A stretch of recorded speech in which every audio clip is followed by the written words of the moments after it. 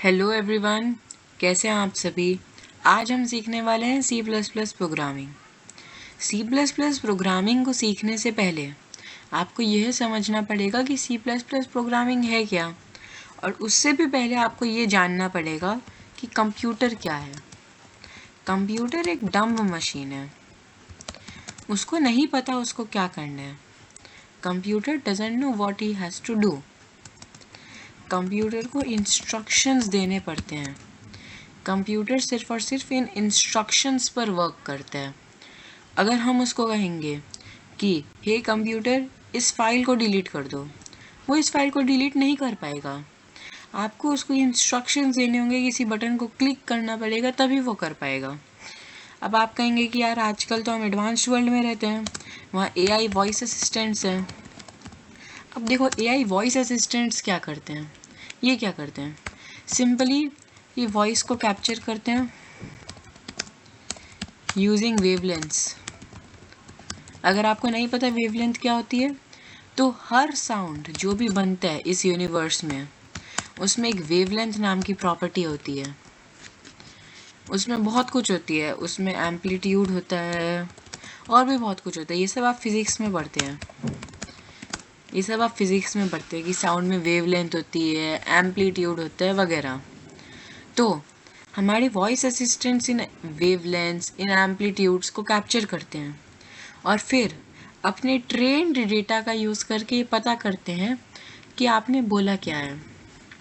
Example, मान लिए मैंने बोला एप्पल। अब मैं एप्पल कैसे बोलूँगा,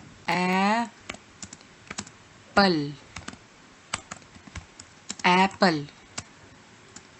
अब ये एप्पल कुछ वेवलेंथ्स वगैरह में कन्वर्ट होगा। मान लीजिए वेवलेंथ्स बनता है ये 23, मान लीजिए, बहुत फालतू एग्जांपल ले रहा हूँ।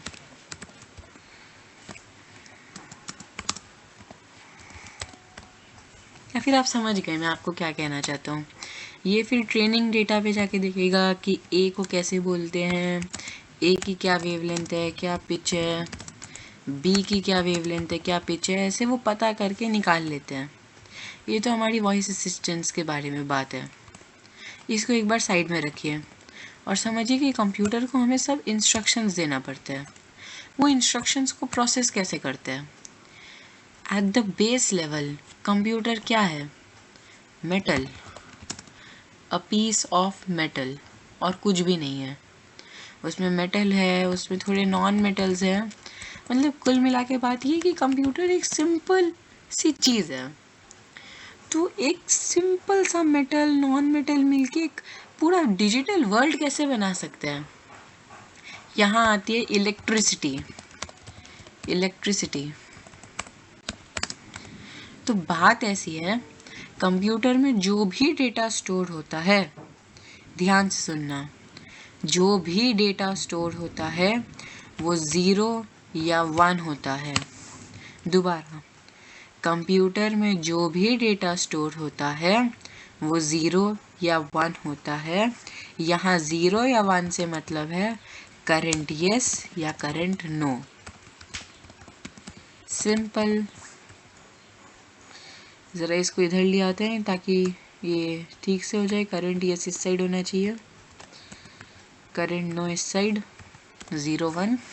हाँ, तो बात ऐसी है, कंप्यूटर में डेटा स्टोर होते हैं करंट के कारण। अगर करंट मौजूद है तो 1, नहीं है तो 0। सिंपल।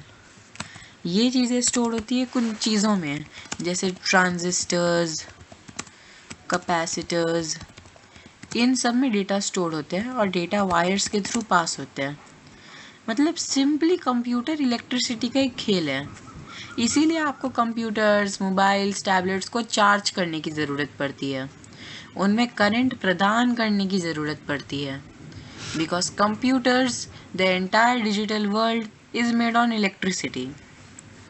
अब बात आती है कि अगर हमें कंप्यूटर को कोई भी इंस्ट्रक्शन देना है, क्या हम उसके करंट को ऑन या ऑफ करेंगे? नहीं, हम उसके करंट को ऑन या ऑफ नहीं करेंगे। हम सिंपली कोड लिखते हैं 0 1 0 1 1 0 1 0 1 0 1 0। ये अपने आप ऑन ऑफ बन जाता है, ऑन और ऑफ। पर बात यह है कि क्या मैं ऐसे 010101 लिखते जाऊँ, 1001 जो भी मुझे लिखना है, क्या मैं ऐसे लिखते जाऊँ? हाँ, आप ऐसे लिख सकते हैं, पर इसके कुछ ड्रॉबैक्स हैं। कुछ नहीं, बहुत सारे ड्रॉबैक्स हैं। Number 1, hard to understand. एक सिंपल ह्यूमन नहीं समझ सकता कि ये क्या 0101 ये क्या चल रहा है। ऐसे न्यूमेरिक लैंग्वेज को समझा नहीं जा सकता, और वो भी सिर्फ और सिर्फ 2 लेटर्स यूज़ करके, 01 01 10 10 01 11 111। Hard to understand. Number 2, hard to debug. मान लीजिए एक एरर आ गया, अब आप कहाँ ढूंढेंगे इन सभी 01 01 01 में कौन सा 1 आपने गलत डाल दिया, कौन सा 0 गलत डाल दिया, कहाँ ढूंढेंगे? तीसरी बात, अगर आप समझ भी गए, अगर आप डीबग भी कर सकते हैं, बात यह है कि you have to write separate codes for every engine, Windows, Mac OS वगैरह वगैरह। क्योंकि देखो 01 01 10 ये सब मशीन इंस्ट्रक्शंस है जो कि डायरेक्टली कंप्यूटर को बता देती है कि कौन से जगह पर जाकर क्या करना है। अब ये चीज़ें विंडोज़ पे अलग होगी, मैक ओएस पे अलग होगा, तो आपको हर सिस्टम के लिए अलग अलग कोड लिखना होगा। ये बहुत बड़ी प्रॉब्लम है। This problem is overcome by using assembly language. Assembly language नाम की एक लैंग्वेज है जो बहुत यूज़फुल है। आजकल बहुत कुछ असेंबली लैंग्वेज में भी बना है पास्ट में थोड़ा। आज के समय में असेंबली लैंग्वेज को यूज़ नहीं करता। अब असेंबली लैंग्वेज में क्या होता था, थोड़ा इजी होता था, लिटिल इजी। उसमें आपको कुछ सिंपल कीवर्ड्स वगैरह मिल जाते थे जिसका आप यूज़ करके कोडिंग करते थे। फिर धीरे धीरे टाइम बढ़ता गया। डेनिस रिची ने सी लैंग्वेज को बनाया, मेड बाय डेनिस रिची। ये C language one of the most stable languages थी, and C language is also called the mother of all languages. क्यों? क्योंकि सी लैंग्वेज पहली ऐसी लैंग्वेज थी जो असेंबली वगैरह से आगे थी, हायर लेवल थी, असेंबली लैंग्वेज वगैरह से थोड़ी अंडरस्टूड हो पा रही थी। और एक जन ने तो ये तक कह दिया कि सी लैंग्वेज को देखकर हम मशीन इंस्ट्रक्शंस इजीली निकाल सकते हैं। हम ये समझ सकते हैं सी लैंग्वेज का कोड देखकर कि वो किस मशीन इंस्ट्रक्शंस में ट्रांसलेट होगा। अब बात आती है 1980s की, या फिर आप चले जाइए 1975 से लेके 1985 के टाइम पे। क्या हुआ था? बजार्निस स्ट्रॉस्ट्रप ने देखा कि सी लैंग्वेज तो बहुत पावरफुल है, सी लैंग्वेज बहुत पावरफुल है, पर सी लैंग्वेज में एक कॉन्सेप्ट मिसिंग था, ऊप का concept, object oriented programming, OOP, ऊप। अब ऊप क्या होता है ये हम बाद में डिस्कस करेंगे। अभी के लिए आप समझ लीजिए सी लैंग्वेज लैक्ड ऊप, और ऊप बहुत इम्पॉर्टेंट चीज़ थी। अब बजार्निस स्ट्रॉस्ट्रप सिमुला 67 नाम की एक लैंग्वेज का भी यूज़ करते थे। उन्होंने सोचा कि क्या होगा अगर मैं सी लैंग्वेज की पावर को रखते हुए उसमें ऊप कॉन्सेप्ट्स को ऐड कर दूं। तो उन्होंने ऐसा ही किया, उसने सी प्लस ऊप बना दिया और बन गया सी विथ क्लासेस। अब नाम सी विथ क्लासेस क्यों रखा गया? क्योंकि ऊप का मतलब और कुछ नहीं, क्लासेस ही होता है। ऊप मतलब क्लासेस एंड ऑब्जेक्ट्स, ऊप का मतलब ही यही है, क्लासेस एंड ऑब्जेक्ट्स। इसीलिए इनिशियली C++ का नाम रखा गया सी विथ क्लासेस। अब धीरे धीरे C++ बहुत ज़्यादा लोकप्रिय होने लगी, बहुत लोग इसको पसंद करने लगे और धीरे धीरे C++ पॉपुलर हो गई।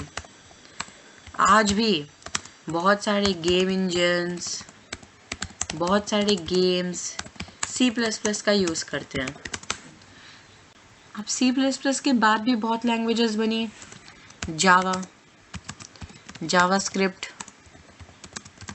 पाइथन, बहुत सारी, और सभी लैंग्वेजेस का अपना अपना रोल है।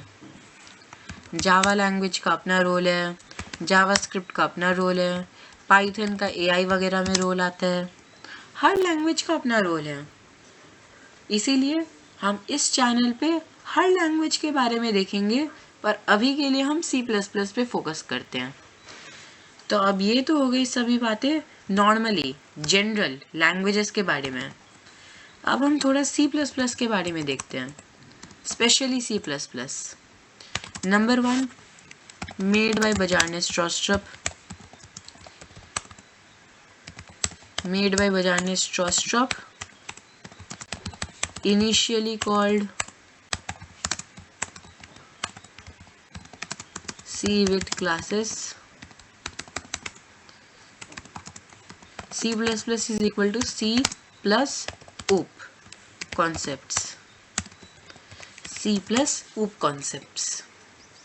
अब बात ये आती है कि ठीक है, C++ नाम की एक लैंग्वेज है जिसके थ्रू हम कंप्यूटर से इंटरेक्ट कर सकते हैं। अब ये लैंग्वेज हम लिखे कहाँ? C++ को लिखा जाता है C++ compilers, sorry C++ compilers तो C++ के कोड को कंपाइल करती है, कंपाइल्स C++ कोड।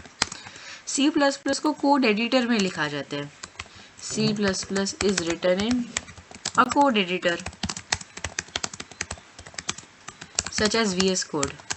मैं फ़िलहाल VS कोड ही यूज़ कर रहा हूँ, लेकिन मैं आपको काफ़ी कोड एडिटर्स के बारे में बताऊँगा, उनको इंस्टॉल कैसे करें ये भी बताऊँगा, पर ये सब हम सेकेंड वीडियो के लिए रखते हैं। आज हम C++ के बेसिक्स जाना हमने। अब हम कल नेक्स्ट वीडियो में C++ कहाँ लिखना है, कौन सा कोड एडिटर डाउनलोड करना है, इन सब के बारे में बात करेंगे। फिलहाल मैं आपको एक सिंपल C++ कोड लिख के दिखा देता हूँ ताकि आपको पता चल जाए कि C++ नाम की लैंग्वेज सच में एग्जिस्ट करती है। मैं आपसे मजाक नहीं कर रहा। So let's write a basic C++ code.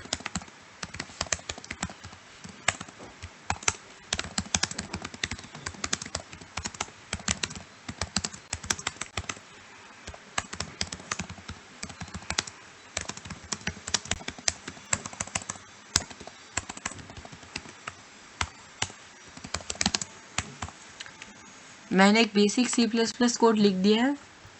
इसका आउटपुट देखते हैं। एक सेकेंड रुकिए, कुछ दिक्कत आ रही है। वो समझ गया। मैंने अभी तक इस कंपाइलर को ठीक से डाउनलोड नहीं किया G++ वगैरह, इसलिए यहाँ पे एरर आ रहे हैं, क्योंकि मैं एक्चुअली C++ के लिए यूज़ नहीं करता था, मैं जावास्क्रिप्ट वगैरह लिख रहा था इस पर। एक बारी के लिए मैं आपको ऑनलाइन एडिटर पे दिखाता हूँ, रुकिए।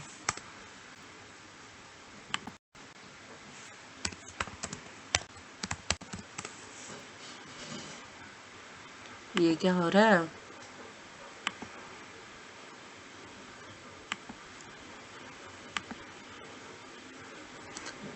लगता है इंटरनेट नहीं चल रहा है। कोई नहीं, हम ये कॉन्सेप्ट नेक्स्ट वीडियो के लिए रखते हैं। आज की वीडियो में हमने ये जाना C++ क्या है, C++ क्यों यूज़ करें, C++ कंपाइलर क्या होता है। एक सिंपल कंपाइलर होता है C++ का जो C++ कोड को कंपाइल करता है। बाकी बातें हम नेक्स्ट वीडियो में करेंगे। Until then, thank you. Keep learning, keep watching, keep exploring.